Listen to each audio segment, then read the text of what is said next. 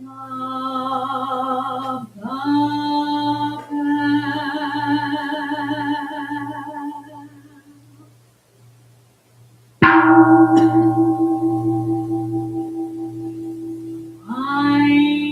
calm,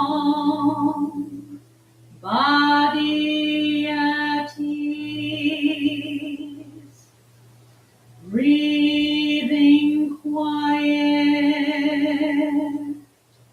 sentiment and benevolence.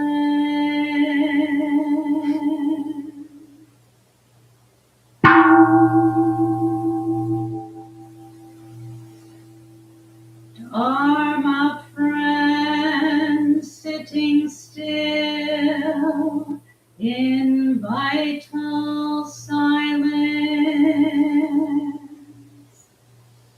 wanting nothing. We practice eco-Buddhism together.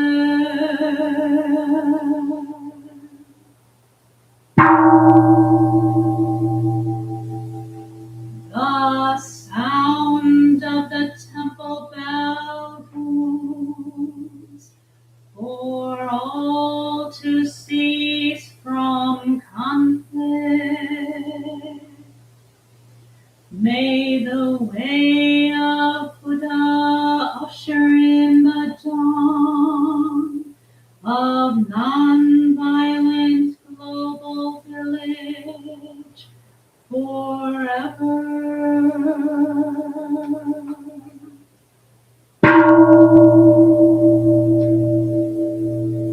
Here is the after sound of the bell.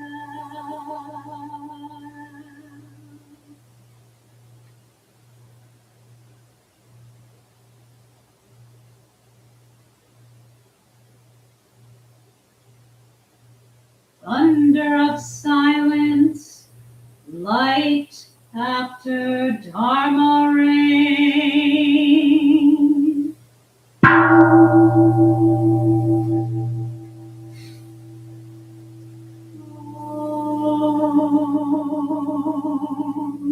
Om Amoga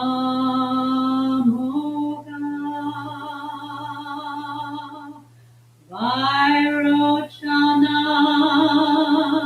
Mahamudra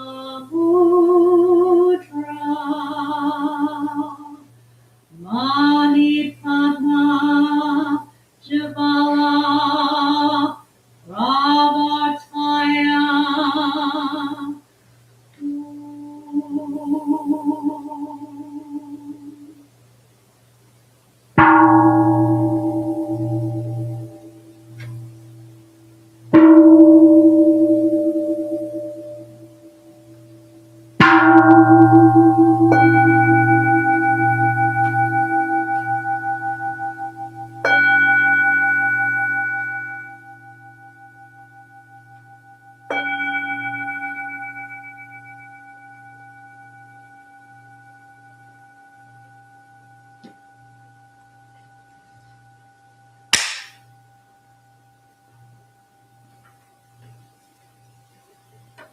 Please stand and join me in chanting the 3 refuges.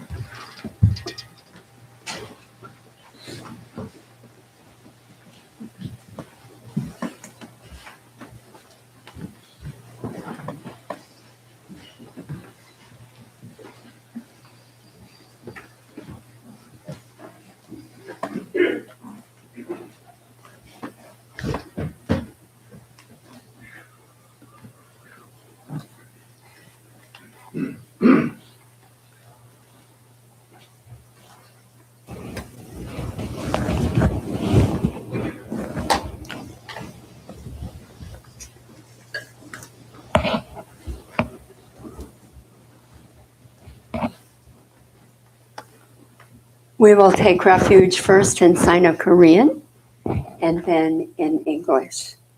So please just throw your voice in as best you can, even if you do not know the Korean words. It's good sound practice.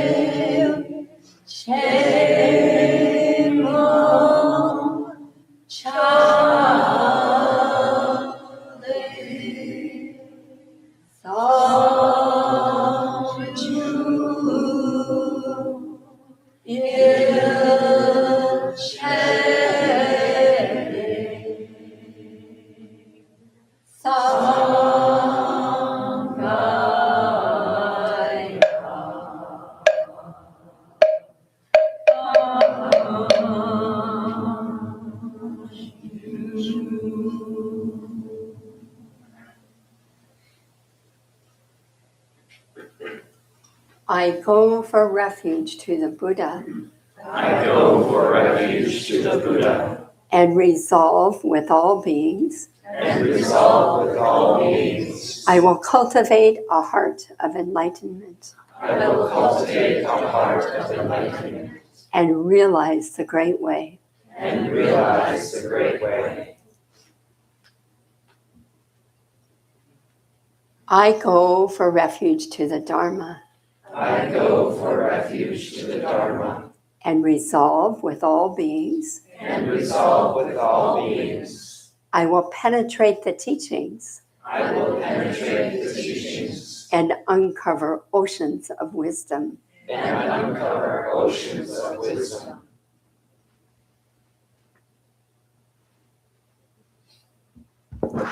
I go for refuge to the Sangha. I go for refuge to the Sangha. And resolve with all beings. And resolve with all beings. I will seek peace and happiness for the many. I will seek peace and happiness for the many. And transform this world into Buddha lands unimpeded. And transform this world into Buddha lands unimpeded.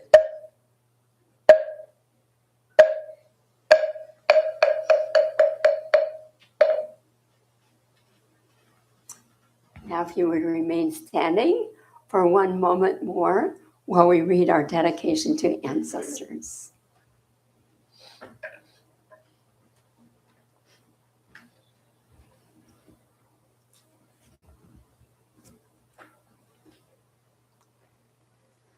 On this 5th day of April 2026, we acknowledge that this land where our temple buildings stand has been the home of Native peoples, the Potawatomi, Yodawa, and the Ojibwe, the Council of Three Fire Tribes, and also of Black Americans.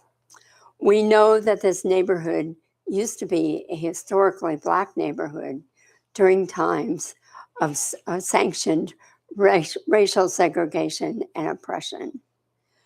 For our own awakening and for the awakening of all life, may the benevolent energies of our meditation, chanting, and full presence here at the service this morning extend to all beings on this planet and throughout time and space.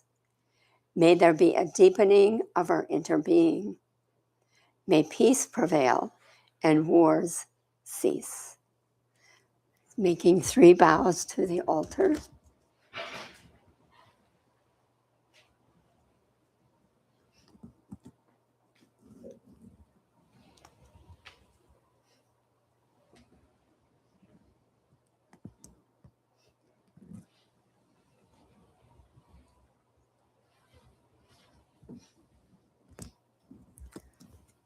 Please return to your places for a shorter period of meditation.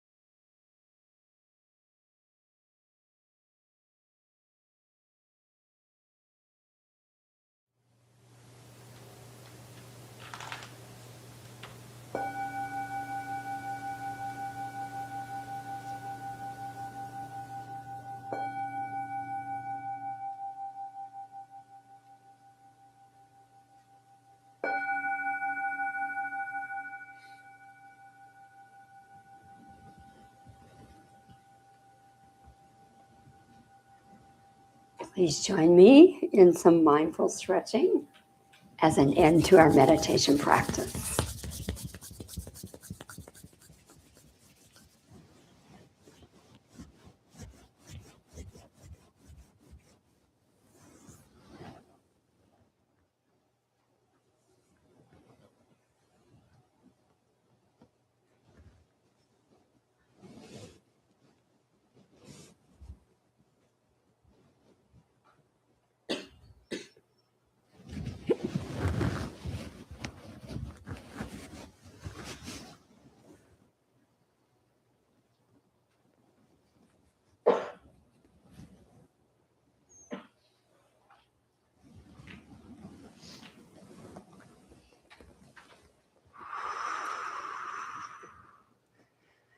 Remembering to breathe through these stretches.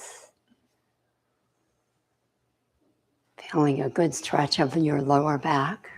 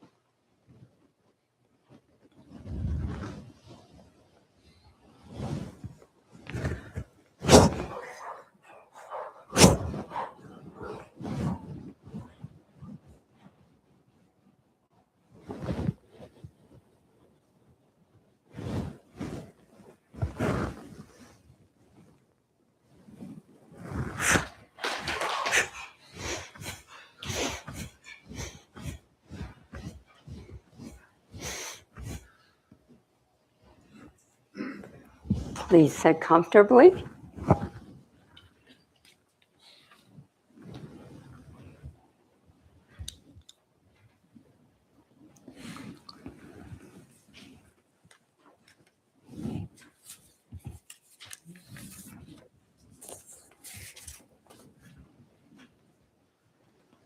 So welcome in from the 10 directions on this rather chilly Easter morning.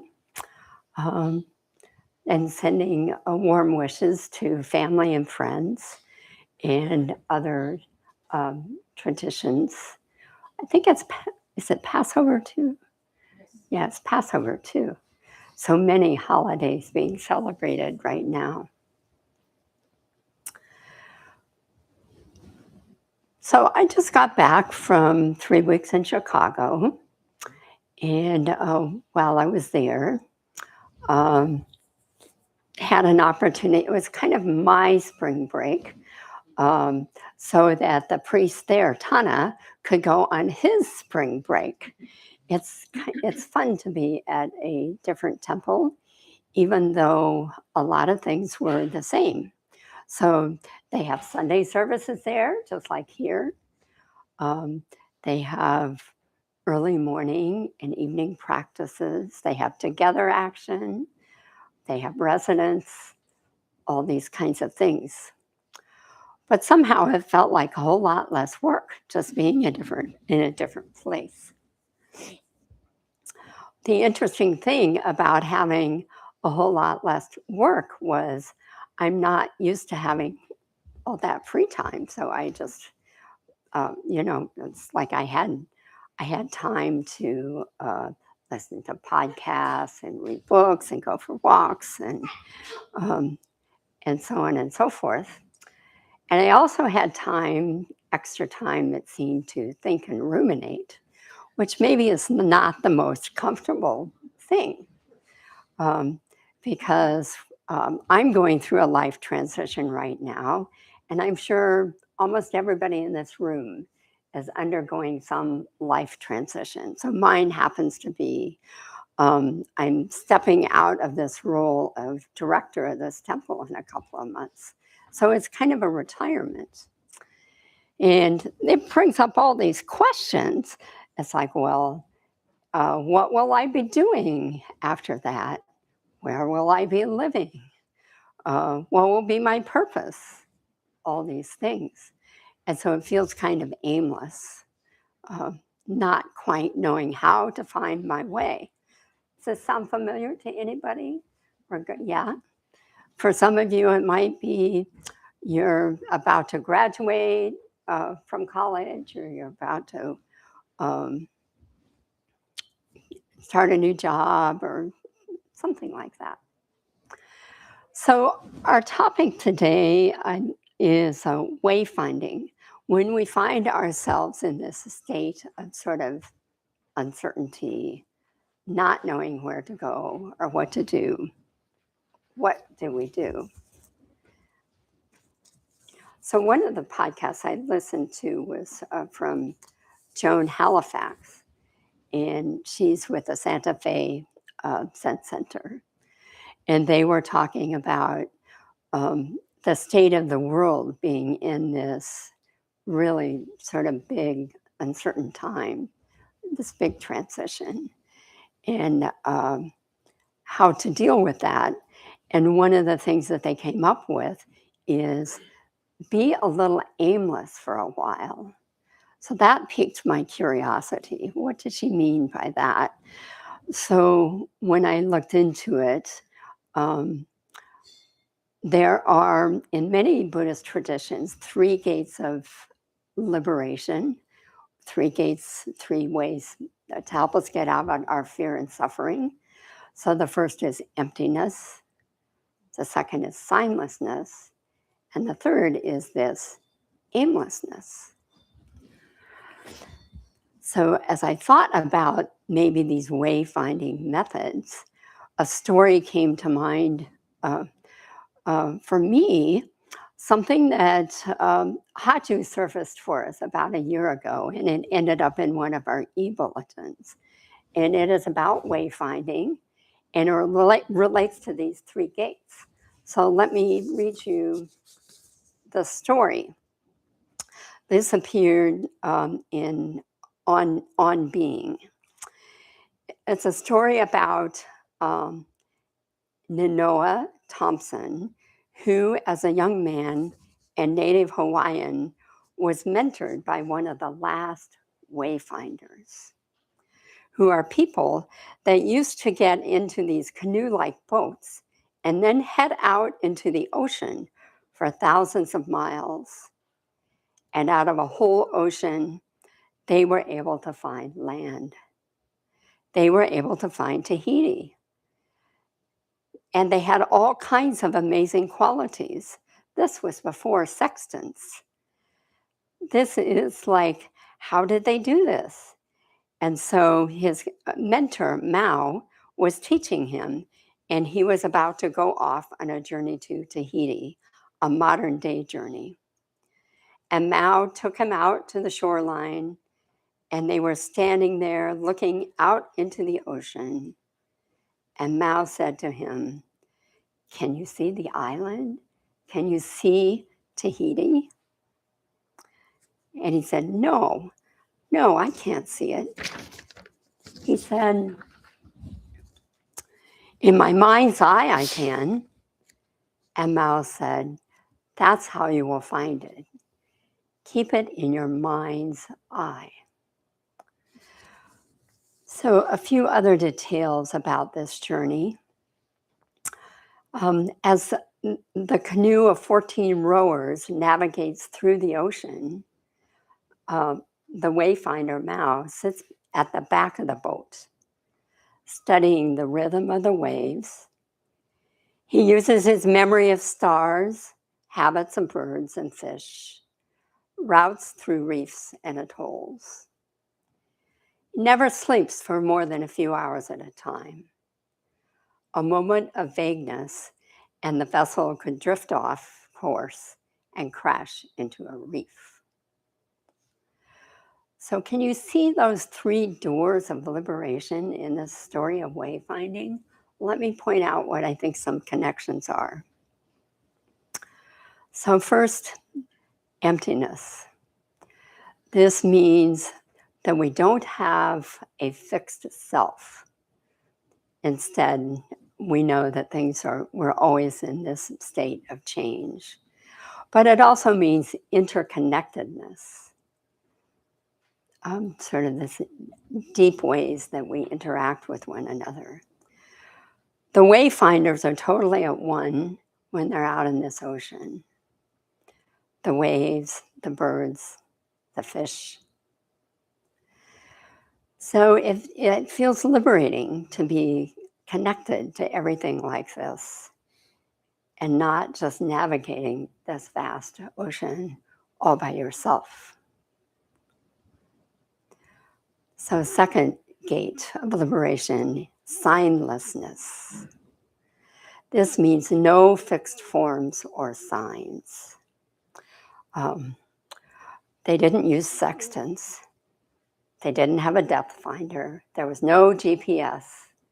None of these measurement kinds of tools that can be used as signs, which seem to be only good for a brief period of time. So when things are constantly changing, it's important to be able to recognize them in their new forms. So the waves that are coming up in this moment are different from the waves coming up in the next moment, and so on. So the navigators, they relied on their memory of stars, habits of birds and fish, routes, reefs and tolls. As we navigate through our life transitions, we bring with us actually the sum total of all of our experience. And it's reassuring to know that the answers lie within us. We don't have to look so much for these external signs. And we need to be very alert to everything that's happening right in front of us. So the third gate is aimlessness. This means no fixed goals or expectations. And this is pretty countercultural. At least for me, probably for you, from an early age, I received all of these goals and expectations. So do well in school, be liked by your friends, go to college, get a degree, find a good job, and on and on and on. I'm sure you have kind of your own list of goals, and sometimes those goals can be really, really specific. When I was in the secular world, I worked in a planning department, And so this idea of aimlessness runs pretty sort of counter to what my conditioning was, because I was always setting specific targets for us to meet and things like this. So this aimlessness is a different way of thinking about how we navigate things. So because our goal setting, our planning can be kind of a grasping. And if we let go of that, we're free to respond we're just free to respond for what's right in front of us. So the wayfinders, they were not worried about finding land. They knew they had the capacity to respond to things just as they are. So this aimlessness, though, does not mean being directionless. You remember the question was asked, can you see the island? Can you see Tahiti? And the response was, no, I can't see it. In my mind's eye, I can. That's how you find it. Keep it in your mind's eye. So to me, this kind of direction is a connection to purpose, or maybe an alignment to purpose in our lives. So if I go back to my situation of, I'm stepping out of this role, I'm retiring. What is next? Then the aimlessness allows me not to go out and find a lease for a new place necessarily, but rather just to sort of sit with what are the possibilities and to connect with, what is the purpose? What is my purpose? What do I want to do now? And so some of the purposes one purpose that arises is, I've taken these vows, become a priest, embrace the Buddhist teachings. And so just to continue to reside in the Buddhist path may be a purpose that I strive for. But that doesn't have, then I don't have to worry about doing anything specific at this particular moment. Hopefully that makes a little bit of sense. I don't know. This Dharma talk is a wayfinding exercise in and of itself. I think for all of us. So I am curious now about your thoughts on wayfinding at transition points in your life. And do you have any methods that you use?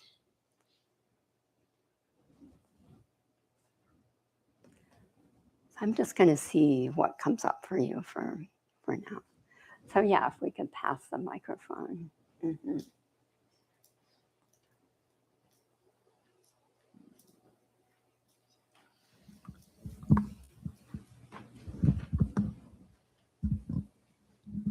Good morning. In 2005, before I owned a smartphone with a map program on it, I took a summer job collecting data for forestry research all over Michigan. And the way we found our way around to these various plots in the forest was to use a county by county map and then very specific directions. You're going to go down this county road. Then you're going to look for this 2-track where there's a tree marked with blue spray paint. And then you're going to go till you find the beech trees. And then you're going to plot out the plot, which was a very specific set of walk this way, then turn, then walk this way, then turn, then walk this way, because it was very systematic data collection. And I often think of that time because it was just a lot of wandering. But we managed to collect the data too. And so I'm really glad I have that experience to fall back on. I also am really glad to have a little computer box where I can go, get me here and tell me where to turn. I was with a partner too, so we would take turns with the county atlas, finding our way. Thank you.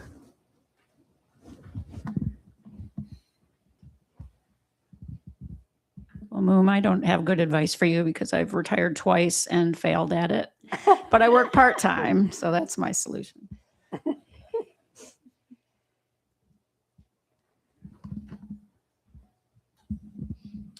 To where we go, then we'll know.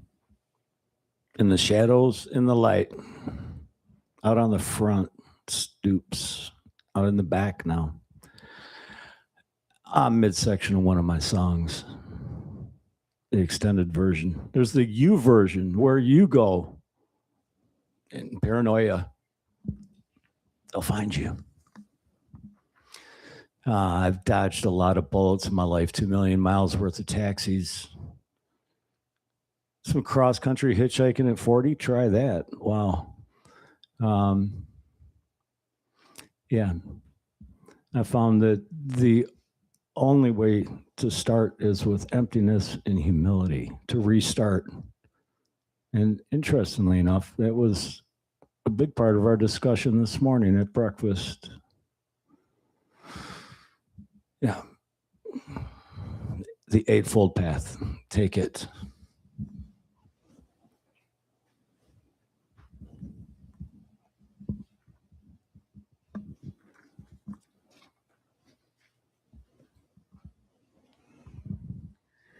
Yeah, I really appreciate this start. Is this on? Hello? Okay. I really appreciated today's Dharma talk because I think that so I'm in a PhD program right now, and it was definitely not a foregone conclusion when I was growing up that was where I was going to end up, but I want to go to college. There's been so many life transitions that I've experienced as part of just finding a way on this path that has been at many times very unclear to me. And then recently I experienced a big disruption in my program. And at first I was like distressed because I was like, well, what's going to happen? How am I going to find a way through this? Then I was reflecting to someone, well, I mean, it's always worked out in the past because I've made it work out. And then I was like, well, why am I so distressed if I know that I have always figured out a path forward no matter what? And where is my faith in myself or in other people? And why is that not what I go to when that's always come through for me in the past? And so I think that this talk about, looking within has really resonated because I think that the first reaction I sometimes still have is to look to others. Well, what do I do? When I can just look to the past and what I have chosen to do then, but also those signs within myself that have shown me the way in the past. And so I think just drawing inner strength from those things is something that I could probably look to more often. So I really appreciate this kind of guide.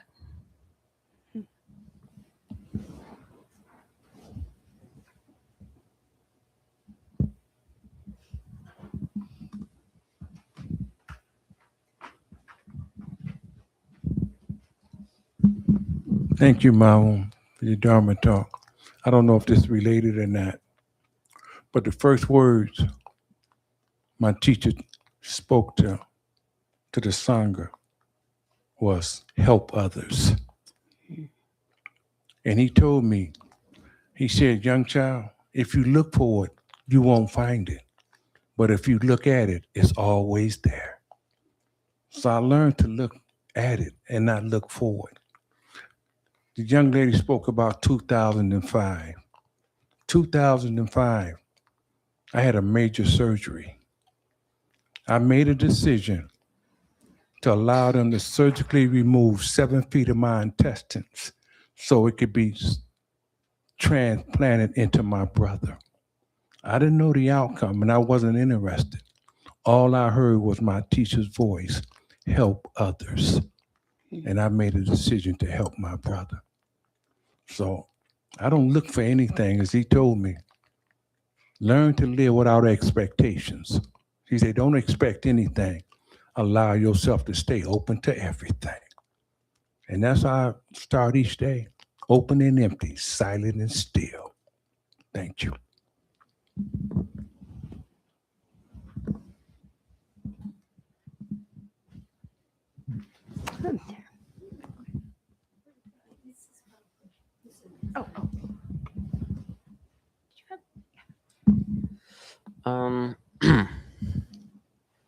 I don't know if it's, completely in line with what we're talking about, somewhat, I guess. But yesterday, I was, I was doing some research for a paper on, I keep forgetting the name,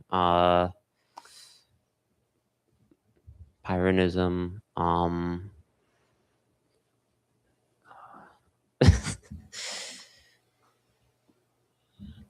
I keep drawing a blank on the name of on the school of ancient Greek philosophy. Pyrrhonism, I guess. Skepticism. That's it. Pyrrhonist skepticism, which the paper's on. Its influence, or the influence of Buddhism on skepticism, and it seems to be an ideology that seeks to achieve a type of tranquility through reason. And I was wondering if that's really possible through Western logic, through the law of non-contradiction and such.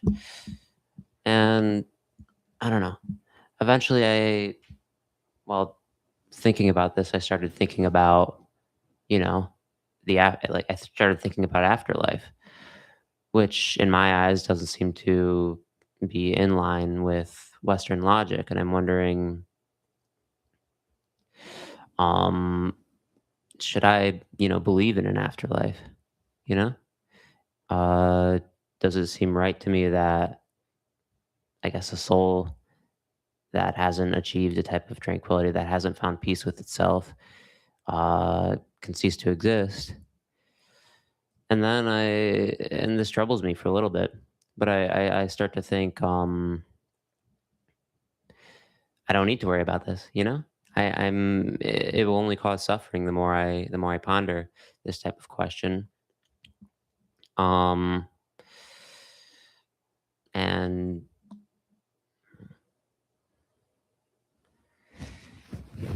it'll only cause more struggle the more I ponder this question, and I'll never know the answer.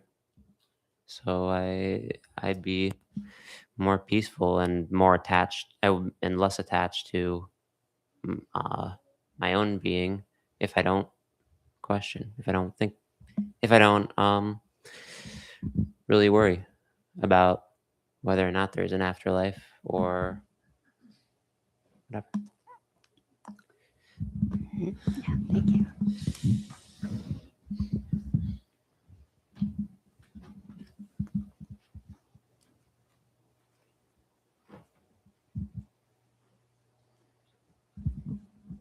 Thank you for your talk, Mo. I'm sad to see you go for retirement, but you've earned it. I really liked your talk very much. I often struggle with finding my own way and not looking to others and discrediting my own intuition, but I feel like I've cultivated trust in myself through my actions of, well, I don't know.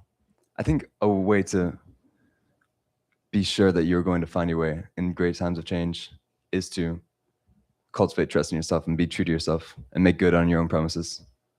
And I've never been so lost I couldn't find myself, and I don't think I ever will, because I've always been true to myself in that certain way. I'm about to graduate high school and move across the country for college, and I'm quite nervous about that, but in all my years, I've never lost myself so bad I'll never find myself. So I'm hoping that stays true. I think it will.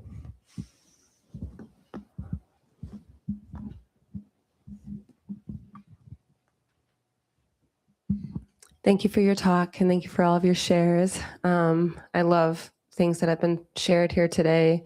I'm glad attachment was mentioned. That kind of brought it all together for me. I was thinking of a story from my past. When I, sold my car, I was what? I don't know, early 20s. I sold everything I had and just got a plane ticket to Germany and went and traveled. And I remember just feeling so free and away from attachment to anything. And it was, just an abrupt take it all away, feel free and connected with the universe. And when I came back, I felt extremely sad and I had a really hard time getting back into culture goals. I didn't want to. And the older I've got, I'm hearing also young stories of change and then older stories of change and transition. And I hear excitement and I hear, uh, peace and calm. And in this state between, for me, I've felt a lot of struggle with change because I am attachment is very difficult for me. I want to get attached to knowing and people and myself, who I am today. And so, yeah, thank you for sharing and for the Dharma talk. I find a lot of peace and hope for the day and week ahead each time I come here for service. So thank you. I just wanted to share. The last time I was here was 1994, and I heard you give a talk there. I think I was taking a year off before starting college, and the comments brought that up. I think it was either a class or a couple of Sunday services, and it planted a seed, and I had no idea what you were talking about, but it definitely planted a seed. And it took 20 years to start a daily practice, and I now I lead an organization which, among other things, teaches meditation to young people. And I was getting muffins yesterday and walked by. I'm like, this is the Zen temple I went to, and decided to come this morning. And it just touched me that this is right before your retirement. It felt very special to get a chance to be back. So I don't know what the wayfinding moment is there, but I'm very grateful to be here and hearing all this. So.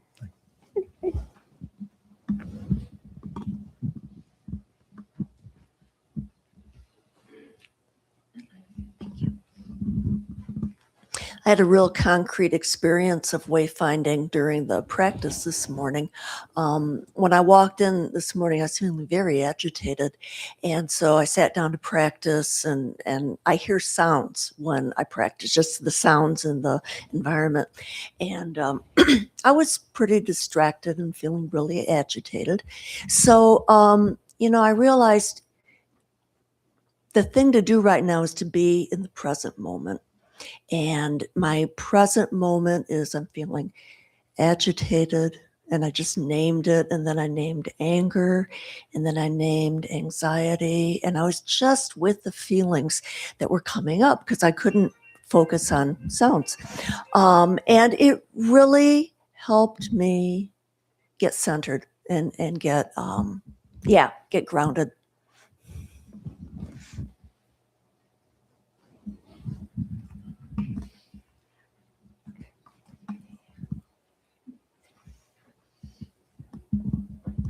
Thank you for your talk. I have found myself in a wayfinding experience not by choice due to the death of one of my parents about 10 months ago now. And I think I have, like you, had a pretty similar or set of questions around what does this mean and where should I head now? And it feels like big life transitions always open up the field of possibilities of where do I want to be heading? And yet, I don't know, I have found myself wanting to change certain things about myself and what I do with my time. And it's quite difficult to know how to do that on you have a big idea in your head of where you want to head, but you don't know how to get there in sort of small actions, right? And it's quite difficult to figure out what you should be doing, right? And I think the story about being on a canoe heading, thousands of miles is quite revealing, because it's like useful to keep in mind that like sometimes you just have to start doing what makes sense today in the present moment, and like know that that will take you where you want to go, as long as you have the sort of like that the way to get there is to realize that change does not feel like change while it's happening. It feels like doing one small thing differently, and it doesn't feel monumental when you do it. And then you look back at the road that you just traveled and realize like, oh, if you keep making the same choice a lot of times, you get somewhere very different, but you don't ever feel like you were getting somewhere different, maybe. I don't know. Yeah. Thank you.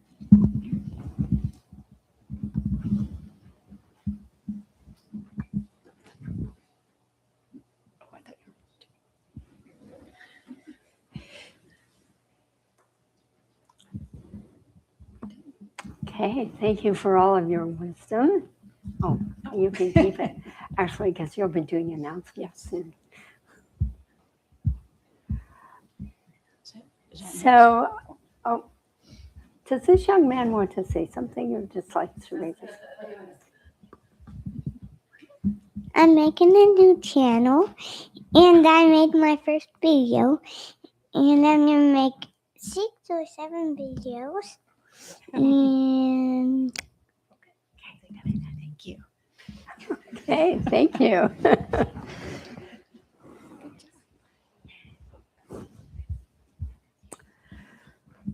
So please, when you have a moment, sort of think about these 3 gates of liberations of emptiness, timelessness, aimlessness, and see if you can discover ways that it comes up in your lives.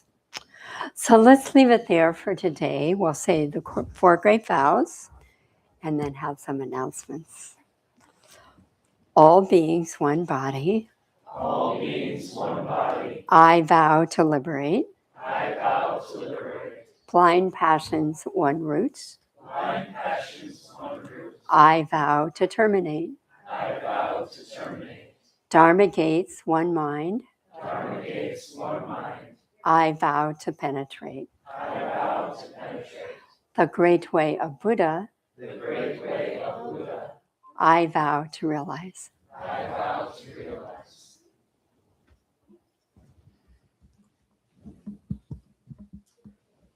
Okay, well, welcome to everyone this morning, especially visitors. I know I greeted a few of you this morning, and we hold a service like this every Saturday morning. Sunday morning. Sorry. I don't have my usual prepared marks. I'm working off of this thing today. Okay. No excuses. Okay, and there's also a online Sangha held on Sundays at 8 p.m. And the address is on this. This is actually out front if you would like a copy of it. Family services, they're held the second Sunday. Oh, I got to start over. The second Sunday of each month, special for kids. We do special activities with them. And there's also a mindful parenting done at the same time for parents. After Sunday service, there's going to be Ask a Dharma Teacher, and it's the first Sunday of the month, which is today. So I heard it's Magamuk. I haven't seen him yet today, but he's going to be He said he will be here. Okay. So if you have a question for the Dharma Teacher or want to hear questions other people have for the Dharma Teacher, it'll be after the service, so you can get some tea and then, come back in here. Apasatha observance. Meeting monthly for those who work with the Buddhist precepts. It's going to be April 19th and May 17th, 2 to 3 p.m. in the Buddha Hall. Sangha teas. Can I just Sure. say a little bit about that? Yeah. So I'm the person who leads this service, and it is the third Sunday of the month from 2 to 3:30 p.m. right here. And it's an opportunity to engage in a little bit of ritual around repentance practice, to relinquish any guilt or shame you might be carrying around, as well as to re-engage with the Buddhist precepts in just a very everyday sort of way. Thank you. And then I think it's the last Sunday of each month. This one's April 26th, that we have a Sangha tea, same thing, after the service to come back and meet in the temple room. Recovery Dharma is noon to 1. I don't know, he's not here, so I'm not sure if that'll be held or not, but it's next door in the yellow house. Special events coming up. Ancestor Appreciation Day is the 19th. Earth Day observance is going to be April 26th. Buddha's birthday celebration is May 24th. The precept ceremony is going to be May 31st in Chicago for those who have been taking the precept classes. Together Action is every Saturday from 3 to 5. We do gardening, we do work inside. There's no hired help here, so everyone who can come from 3 to 5 and just help with, there's always a to-do list of things to do around the temple and grounds. There's going to be an introductory meditation beginner Zen course.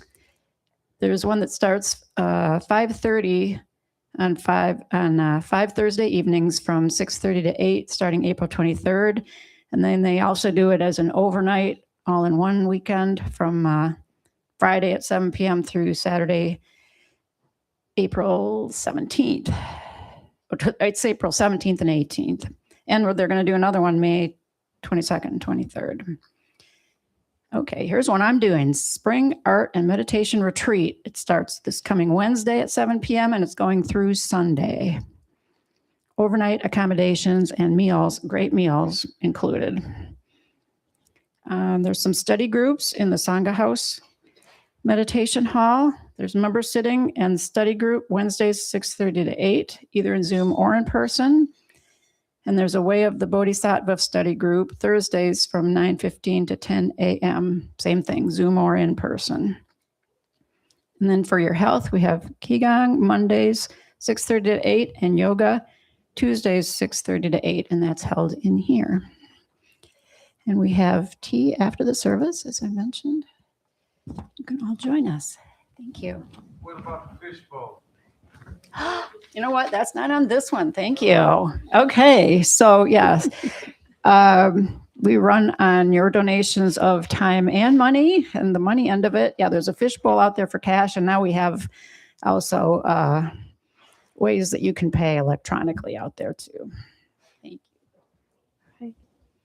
Okay, thank you. So let's all stand and we will make a close with 3 bows to the altar. Straighten your mat and cushion, even though we'll be picking them up maybe in a few minutes.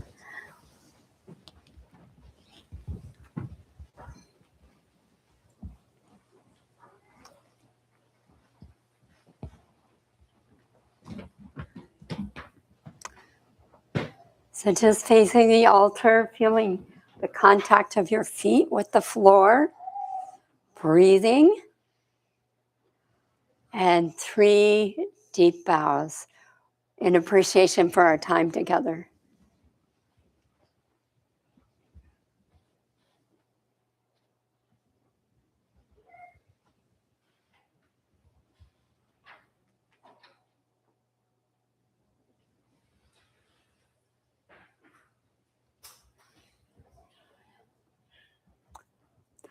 So the mats and cushions that are touching the carpet remain. We ask your assistance in putting away mats and cushions on the outer 2 rows. On this side of the room, they go on the stage. And on this side of the room, they go in the back corner.